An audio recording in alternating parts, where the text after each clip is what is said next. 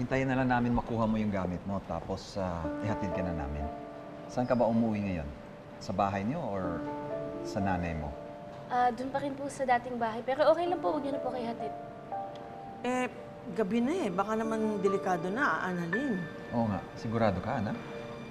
Ay, Tita Giselle, okay lang po. At saka malapit lang naman po yung bahay dito eh. Sige, basta mag-ingat ka, ha? Kami na bahala maghanap kay Zoe. Sige po. Tita Giselle. Ingat ka. Ano? Nawawala si Zoe? Yes. And what is it to you?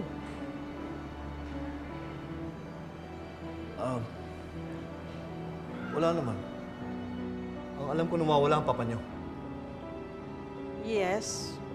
At sa tingin namin may kinalaman si Zoe doon. Kaya nawawala din siya. Ate, What? Baka naman hindi nawawala. Baka umiiwas lang siya sa mga taong pinag-iisipan siya na masama. Tulad mo, Giselle. At ikaw, Annalyn. Dok, aaminin ko po. May hinala po ko kay Zoe, pero dahil lang po yun sa meron po kong mga tanong na hindi niya po masagot. Kaya pinagkakalat mo ang suspetya mo sa kanya. Para igagangap siya ng mga tao at mapilitan siyang umamin. Dok, wala po akong intensyon na ganun. At saka hindi ko naman pa pinagkakalat yung hinala ko sa kanya. Mabuti naman kung ganon. Baka nagtatago na si Zoe dahil sa'yo.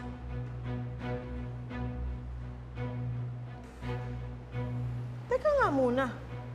Bakit ba parang mas pumapanig ka pa kay Zoe kaysa kay Annalyn na anak ng asawa mo?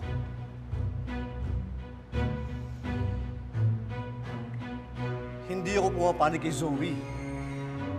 Dahil wala akong koneksyon sa kanya. Doon lang ako sa tama. Dok,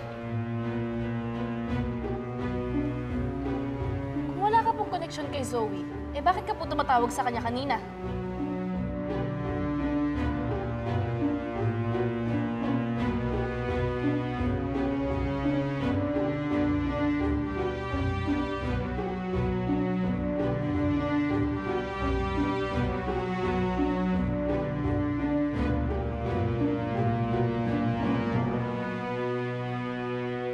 tinatawagan mo si Zoe? Bakit hindi namin alam? Kailan pa? Oo nga. Bakit hindi namin alam ito? Tama nga siguro ako.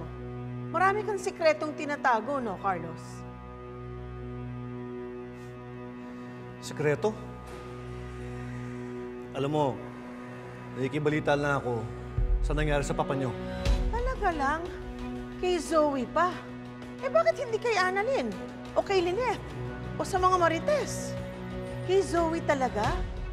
Carlos? Bakit? O katulad ka din ba ni Zoe na hindi sumasagot sa mga tanong namin?